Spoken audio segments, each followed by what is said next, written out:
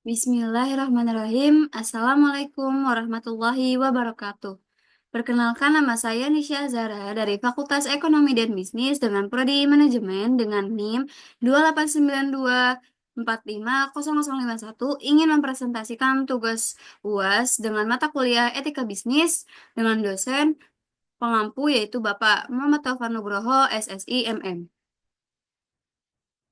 Selanjutnya ada pembahasan apa saja yang akan saya bahas pada presentasi kali ini, yaitu yang pertama ada pasar persaingan sempurna, lalu yang kedua ada pasar bebas, lalu yang ketiga ada pasar persaingan tidak sempurna yang nanti akan dijelaskan kembali ada jenis-jenisnya, yaitu ada pasar monopoli, pasar oligopoli, pasar monopsoni, dan pasar oligopsoni.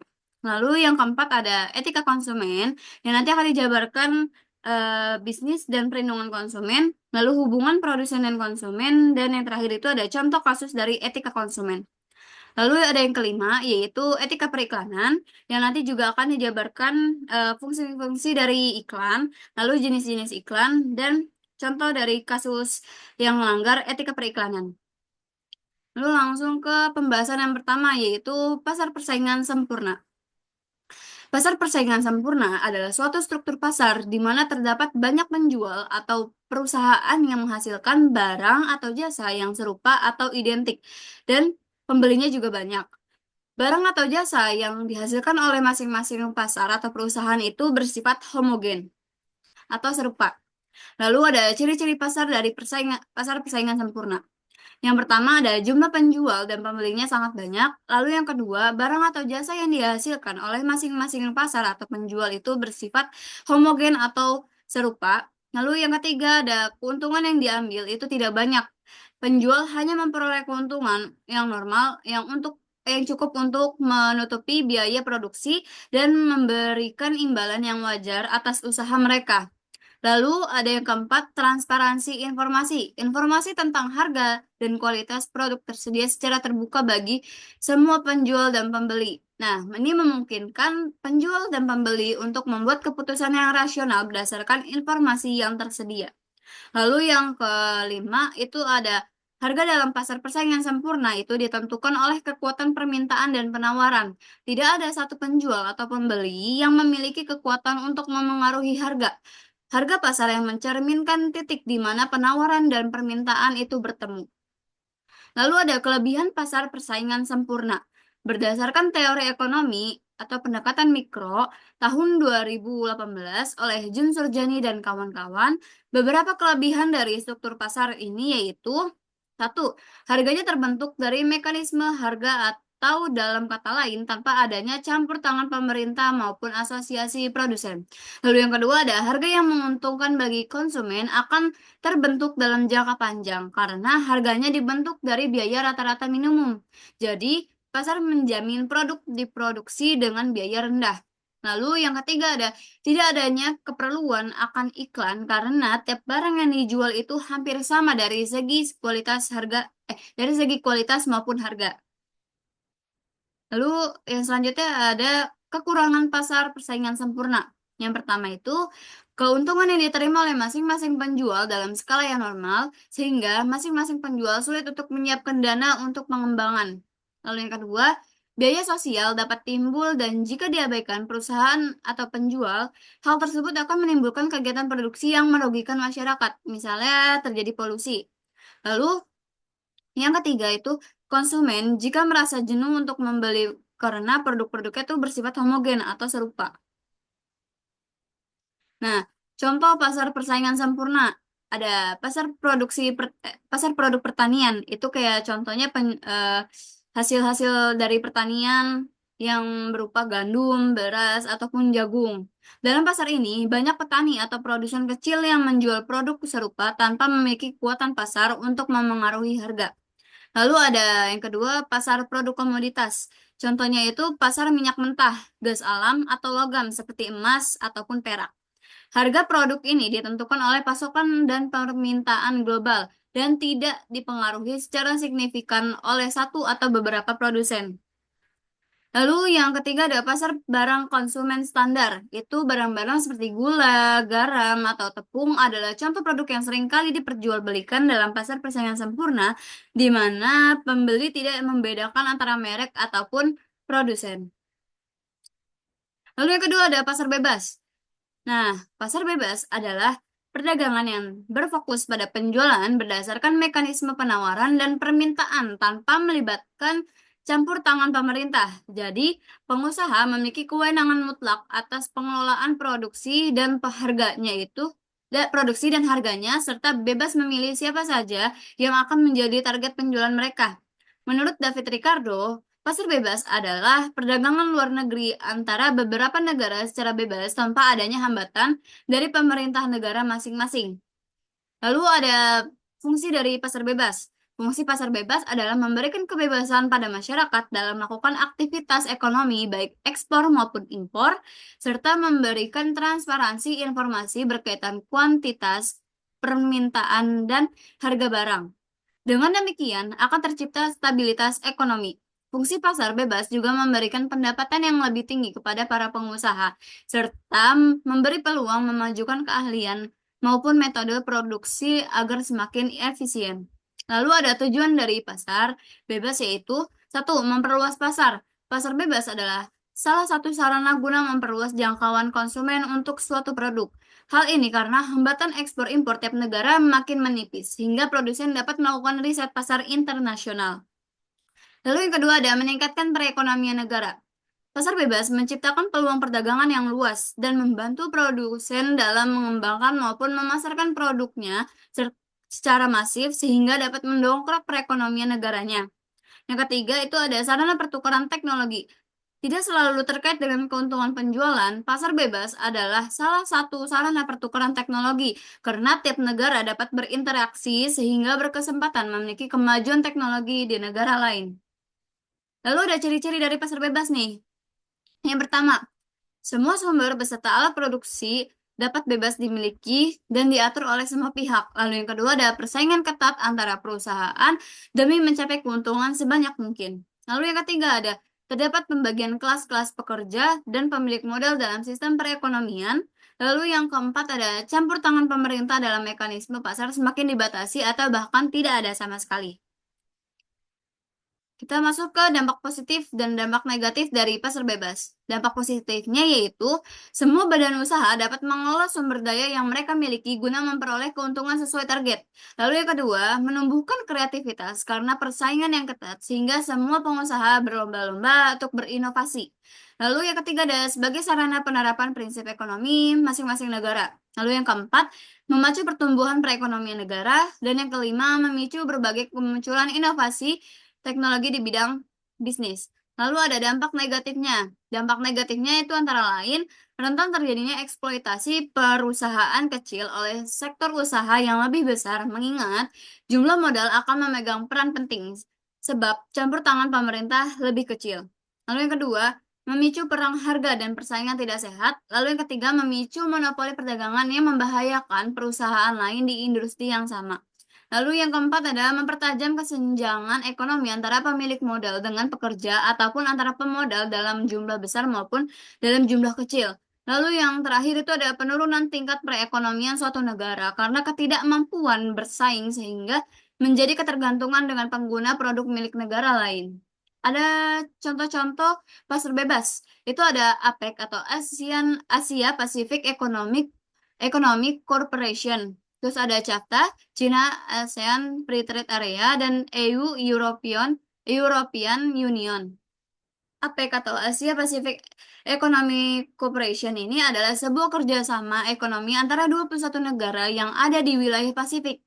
Kerjasama ini bertujuan untuk membangun hubungan antara negara untuk meningkatkan pertumbuhan ekonomi dan mendorong perluasan perdagangan bebas yang ada di kawasan Asia Afrika.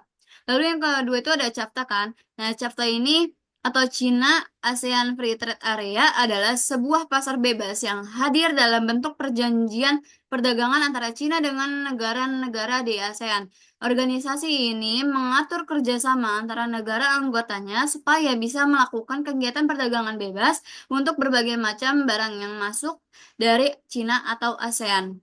Lalu ada European Union atau yang disingkat itu EU itu sebuah perjanjian pasar bebas yang terjalin antara 28 negara di bawah kawasan Eropa. Adanya EU ini bertujuan untuk memudahkan proses keluar masuknya barang dari tiap negara anggota supaya perekonomiannya itu terus meningkat. Ini ada gambarnya. APEC ini pada tahun 2022 didatangi oleh Bapak Presiden Joko Widodo di Thailand. Lalu CAFTA yang dilaksanakan di China dan EU, European Union. Lalu pembahasan yang ketiga itu ada pasar persaingan tidak sempurna. Pasar persaingan tidak sempurna yaitu sebuah pasar yang mana selisih antara penjual dan pembelinya itu berbeda jauh atau selisihnya itu banyak banget. Tetapi dengan barang atau produk yang serupa atau sama. Pasar persaingan tidak sempurna seringkali disebut sebagai suatu bentuk pasar yang tidak terorganisir secara sempurna. Penjual yang ada di pasar persaingan tidak sempurna berhak atas penjualan produk yang akan mereka jual dan hanya mereka saja yang bisa menjual produk tersebut dengan jumlah yang terbatas. Hal tersebut menyebabkan terjadi ketidakseimbangan dalam menentukan harga produk di pasaran.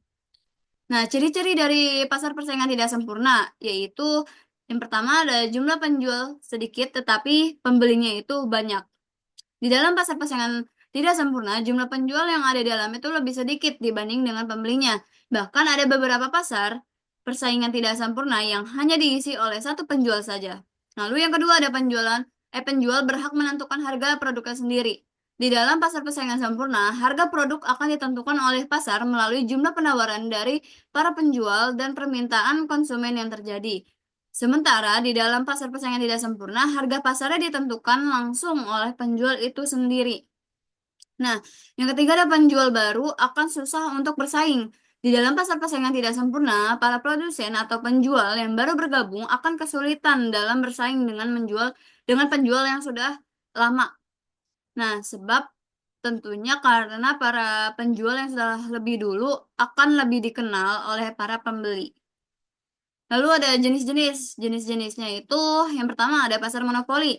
Pasar monopoli adalah suatu bentuk struktur pasar di mana terdapat hanya satu penjual atau produsen yang mendominasi seluruh pasar untuk suatu jenis produk atau jasa. Ciri-cirinya, yang pertama ada satu penjual dominan, lalu yang kedua persaingan produk atau jasa yang rendah, yang ketiga kendali penuh atas harga, yang keempat hambatan masuknya tinggi, 5. Keuntungan ekonomi yang tinggi. Contohnya itu ada perusahaan BUMN PLN atau listrik, terus ada Telkom Indonesia dan perusahaan minyak bumi dan juga gas alam. Lalu ada pasar oligopoli.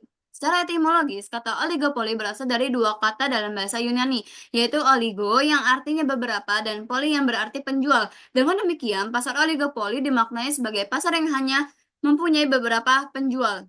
Ciri-ciri dari pasar oligopoli. Yang pertama tuh hanya terdiri atas dua perusahaan atau lebih. Lalu yang kedua, produk yang diperdagangkan cenderung sejenis. Lalu yang ketiga, harga jual produk antar pedagang biasanya itu mirip. Contohnya itu produsen mie instan, produsen semen, produsen gawai, operator telekomunikasi, industri rokok, industri kendaraan bermotor, dan penyediaan layanan jasa penerbangan. Lalu yang ketiga tuh ada pasar monopsoni. Pasar monopoli itu kan adalah pasar yang hanya ada satu pembeli tunggal atau satu perusahaan satu perusahaan yang mendominasi pasar untuk satu jenis barang atau sumber daya tertentu. Nah, kalau dalam pasar monopsoni, banyak penjual atau pemasok yang bersaing untuk menjual produk atau sumber daya mereka kepada pembeli tunggal ini. Dalam pasar monopoli, hanya ada satu penjual yang mendominasi pasar. Nah, ciri-cirinya itu ketidakseimbangan jumlah penjual dan pembelinya. Lalu yang kedua ada penentuan harga oleh pembeli. Lalu yang ketiga adalah produk yang dijual adalah barang mentah. Contohnya, itu seorang peternak susu sapi hanya memiliki satu pembeli di wilayahnya untuk menjual susu sapi yang dihasilkannya. Lalu yang keempat ada pasar oligopsoni. Pasar oligopsoni adalah pasar yang dimana terdapat banyak penjual dan hanya beberapa pembeli. Biasanya harga produk ditentukan oleh pembeli atau konsumen. Mayoritas produk yang ditawarkan adalah bahan mentah atau hasil alam, konsumen yang ada di pasar oligopsoni sebagian besar adalah pedagang yang akan mengolah produk yang mereka dapatkan dari pasar tersebut menjadi barang jadi. Ciri-cirinya itu ada pembeli yang menguasai pasar, terus produk perlu diolah, terus barang yang tersedia itu juga terbatas. Contohnya itu ada pasar konstruksi bangunan dan pasar cabai dan pasar rokok. Kelebihan dari pasar persaingan tidak sempurna. Yang pertama, barang yang ditawarkan memiliki kualitas yang unggul. Produk atau barang yang dijual di dalam pasar persaingan tidak sempurna biasanya tidak ada penggantinya, sehingga produk yang dijual mayoritas memiliki kualitas terbaik. Lalu yang kedua, memperoleh keuntungan yang lebih besar. Untuk para pelaku monopoli pasar, mereka akan memperoleh lebih banyak keuntungan. Bahkan, keuntungan yang mereka dapatkan akan sangat mudah untuk dimilikinya. Lalu yang ketiga, bisa mendorong untuk menentukan produk inovatif. Dengan adanya hak paten yang diberikan kepada para produsen sebagai hal penjual tunggal, maka hal tersebut bisa menjadi dorongan untuk melakukan inovasi terhadap produk atau barang yang diproduksi. Ada kekurangan dari pasar persaingan tidak sempurna. Yang pertama, adanya permainan harga pasar. Seperti yang kita tahu bahwa salah satu jenis dari pasar tidak sempurna yaitu sebuah pasar yang hanya disukai oleh satu pihak, dikuasai oleh satu pihak saja. Oleh karena itu, kemungkinan akan ada permainan harga di dalamnya. Lalu yang kedua, tidak adanya alternatif lainnya. Dengan adanya penjual yang hanya berjumlah satu atau beberapa saja dan mereka hanya menjual barang yang diperlukan, menjadikan para pembeli tidak punya alternatif pilihan lain. Pastinya mereka harus menerima produk atau barang yang tidak ada pilihannya. Lalu ketika ada eksploitasi konsumen, dengan adanya jumlah konsumen yang lebih banyak dibandingkan dengan jumlah barang ataupun penjualnya, maka hal ini bisa menciptakan sebuah eksploitasi konsumen. Hal tersebut akan sangat berimbas pada para konsumen yang tidak dapat bertindak untuk mengambil alih guna menyeimbangkan sistem yang ada di dalam pasar. Lalu pembahasan yang keempat ada etika konsumen. Konsumen adalah setiap orang yang memakai barang atau jasa yang tersedia dalam masyarakat, baik bagi kepentingan dirinya sendiri, keluarga, maupun orang lain, dan tidak untuk diperdagangkan. Lalu kita masuk ke bisnis dan perlindungan konsumen. Bentuk etika terhadap konsumen adalah dengan memberikan perlindungan konsumen. Perlindungan konsumen adalah perangkat hukum yang diciptakan untuk melindungi dan terpenuhinya hak konsumen. Ada dua jenis perlindungan yang diberikan pada konsumen, yaitu perlindungan preventif dan perlindungan kuratif. Perlindungan preventif adalah perlindungan yang diberikan kepada konsumen pada saat konsumen tersebut akan membeli atau menggunakan atau bahkan memanfaatkan suatu barang dan jasa tertentu. Mulai melakukan proses pemilihan serangkaian atau sejumlah barang atau jasa tersebut dan selanjutnya memutuskan untuk membeli atau menggunakan atau memanfaatkan barang dan jasa dengan spesifikasi tertentu dan merek tertentu tersebut. Lalu yang kedua ada perlindungan kuratif, adalah perlindungan yang diberikan kepada konsumen sebagai akibat dari penggunaan atau pemanfaatan barang ataupun jasa tertentu oleh konsumen. Dalam hal ini, perlu diperhatikan bahwa konsumen belum tentu dan tidak perlu serta tidak boleh dipersamakan dengan pembeli barang atau jasa. Meskipun pada umumnya konsumen adalah mereka yang membeli suatu barang atau jasa.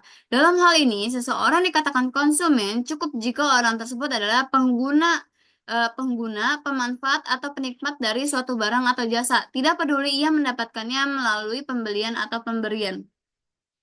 Nah, ada hubungan produsen dan konsumen. Pada umumnya, konsumen dianggap sebagai konsumen memiliki hak tertentu yang wajib dipenuhi oleh produsen yang disebut hak kontraktual.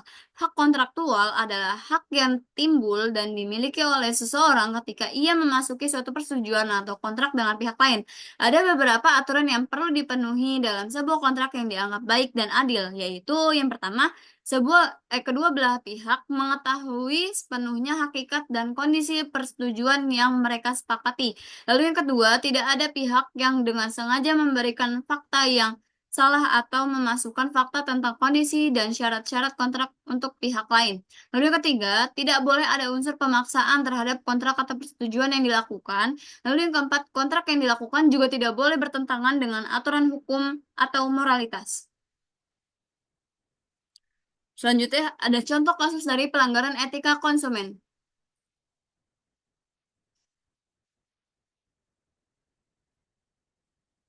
Di Pasar Citerep, Kabupaten Bogor, itu ada penggerebekan polisi. Pada hari Minggu pada tanggal 28 Mei 2017, itu polisi menyita barang bukti berupa 46 kilogram daging babi hutan, daging ayam seberat 60 kilogram, daging ayam yang sudah dicampur dengan daging celeng seberat 4 kilogram, satu unit penggilingan daging kasar, satu unit penggilingan daging halus, dan satu buah freezer. Penangkapan berawal dari informasi masyarakat Bogor tentang adanya tempat usaha bakso yang menggunakan bahan campuran daging babi hutan. Setelah diselidiki, ternyata benar, kemudian digerebek bersama Dinas Peternakan.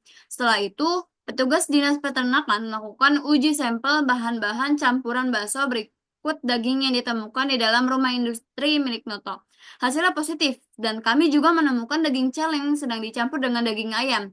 Kata dia, hasil pemeriksaan sementara, Noto menjual bakso yang diproduksinya ke konsumen seharga 40.000 sampai dengan 50.000 per kilogram.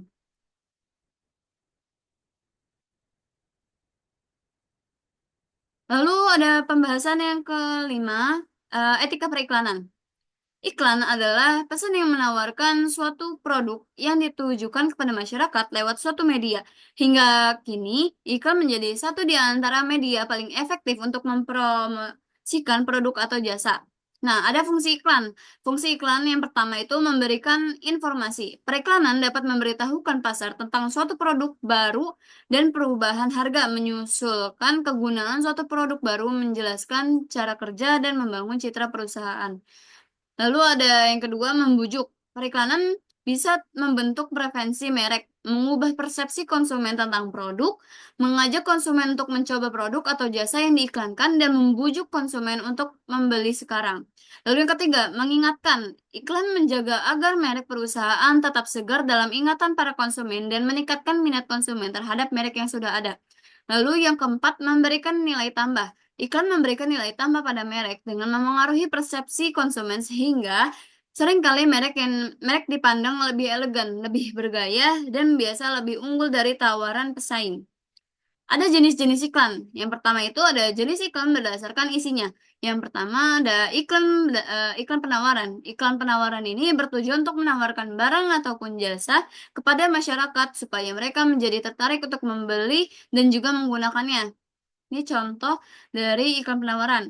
Lalu yang kedua ada iklan layanan masyarakat. Jenis iklan yang satu ini umumnya berasal dari sebuah lembaga, instansi, atau komunitas, di mana iklan ini bertujuan untuk mengedukasi masyarakat terkait suatu hal. Misalnya saja seperti tentang bahayanya narkoba, iklan pajak, dan lain-lainnya. Lalu ada jenis iklan yang berdasarkan medianya. Berikut ini adalah beberapa jenis iklan yang dibedakan berdasarkan media yang dipakai untuk menayangkannya. Yang pertama ada iklan elektronik. Elektronik. Iklan elektronik merupakan jenis iklan yang disampaikan melalui media elektronik, misalnya kayak radio yang berfokus pada audio, lalu iklan televisi yang berfokus pada video dan juga audio. Jadi kalau di jalan-jalan, kita biasa menemukan iklan yang di Videotron tuh. Terus yang kedua ada media cetak. Media cetak ini merupakan salah satu jenis iklan yang dibuat dengan cara dicetak dan kemudian akan dibagikan kepada masyarakat. Iklan tersebut dapat berupa koran, majalah, brosur, dan lain sebagainya. Lalu ada jenis-jenis iklan berdasarkan tujuan. Yang pertama itu ada iklan komersial. Iklan komersial merupakan jenis iklan yang dibuat dengan tujuan untuk meningkatkan penjualan guna mendapatkan peluang keuntungan atau laba ekonomi yang besar. Iklan komersial itu dibagi lagi menjadi tiga, yaitu iklan konsumen, iklan bisnis, dan iklan profesional. Selanjutnya yang kedua itu ada iklan non-komersial. Iklan non-komersial ini bertujuan untuk memberikan informasi tentang suatu hal yang harus disadari dan juga berisi bujukan atau ajakan serta mendidik dan memberikan pelajaran untuk masyarakat. Untuk tujuan utama dari iklan komersial ini tidak menguntungkan satu pihak saja, tapi juga untuk keuntungan bersama dan disebut sebagai keuntungan sosial untuk semua masyarakat. Hal ini supaya bisa membenahi suatu hal yang nantinya akan berdampak besar untuk masa depan. Berikut ini adalah beberapa contoh dari iklan komersial, yaitu satu, iklan hari menanam pohon, dua, iklan keluarga berencana, dan tiga, iklan pendidikan. Di belakangnya ada salah satu contohnya, yaitu kurangi plastik agar lingkungan terlihat cantik. Lalu selanjutnya ada contoh kasus dari iklan yang melanggar etika periklanan. Itu contohnya iklan TV pompa air Shimizu. Nah, pada tanggal 12 Juni tahun 2012 pukul 7:45 WIB di stasiun TV RCTI menayangkan adegan seorang model perempuan yang mengeksploitasi tubuh bagian dada secara berulang-ulang. Hal tersebut merepresentasikan sensualitas dari citra perempuan.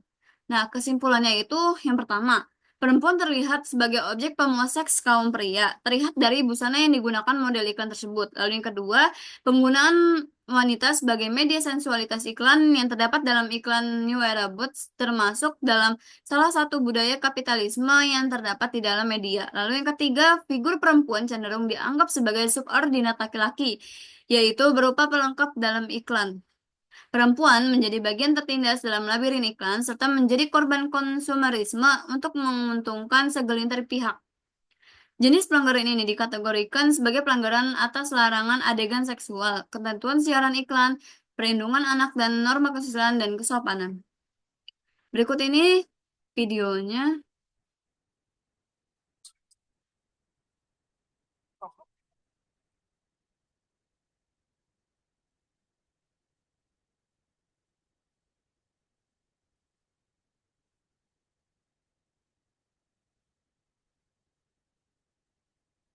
Mungkin itu saja yang bisa dapat saya sampaikan. Apabila ada salah kata, mohon dimaafkan. Wabillahi taufiq wal hidayah. Wassalamualaikum warahmatullahi wabarakatuh.